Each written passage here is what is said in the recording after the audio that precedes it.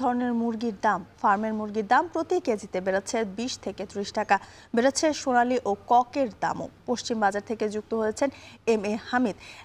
হামিদ, কেন মুরগির দাম বাড়ছে এবং ক্রেতাদের প্রতিক্রিয়া কি, আমাদের বিস্তারিত জানাবেন।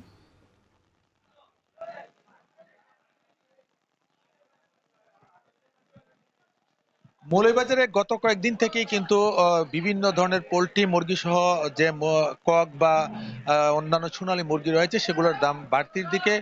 প্রতি বছরই কিন্তু রমজান আসলেই এই মুহূর্তে এই সময়টাতে কিন্তু মুরগির দাম বাড়তির দিকে থাকে। কিন্তু আমি কথা বলেছিলাম পোল্ট্রি ব্যবসায়ী সমিতির সাবেক সভাপতি সেলিম আহমদের সাথে। তিনি আমাকে জানিয়েছেন যে গত 4 মাসে তাদের প্রায় 20 থেকে 30 হাজার মোরগ মারা যাওয়ার কারণে তাদের 15 থেকে 20 লক্ষ টাকা ক্ষতি হয়েছে। এছাড়া ফিডের দাম বেড়ে গিয়েছে। যে ফিড আগে তারা বস্তা 2200 টাকা কিনতেন, এখন সেটা 3300 টাকা দিয়ে কিনতে হচ্ছে। এছাড়াও সবচেয়ে বেশি যে সমস্যাটি সৃষ্টি হয়েছে সেটা হচ্ছে যে মুরগির বাচ্চার দাম বেড়ে গিয়েছে। আগে যেখানে প্রতি পিস বাচ্চা 50 থেকে 55 টাকায় বিক্রি হতো, এখন সেটা বেড়ে গিয়ে 82 থেকে 85 টাকায় বিক্রি হচ্ছে। এতে করে এই প্রভাবটা বাজারে পড়ার কারণেই কিন্তু মুরগির দাম বেড়ে যাওয়ার পিছনের কারণ হিসেবে তারা বলছেন। আমি অনেক ক্রেতাদের সাথে কথা বলেছিলাম, তারা জানিয়েছেন যে রমজানের আগ মুহূর্তেই কিন্তু বিভিন্ন ধরনের পোলট্রি বা অন্যান্য যে মুরগ রয়েছে সেগুলোর দাম বেড়ে যায় 20 থেকে 30 টাকা। আজকে বাজার ঘুরে আমি দেখেছি যে পোলট্রি মুরগির দাম আগে যেখানে 1 সপ্তাহ বা 15 দিন আগে যেখানে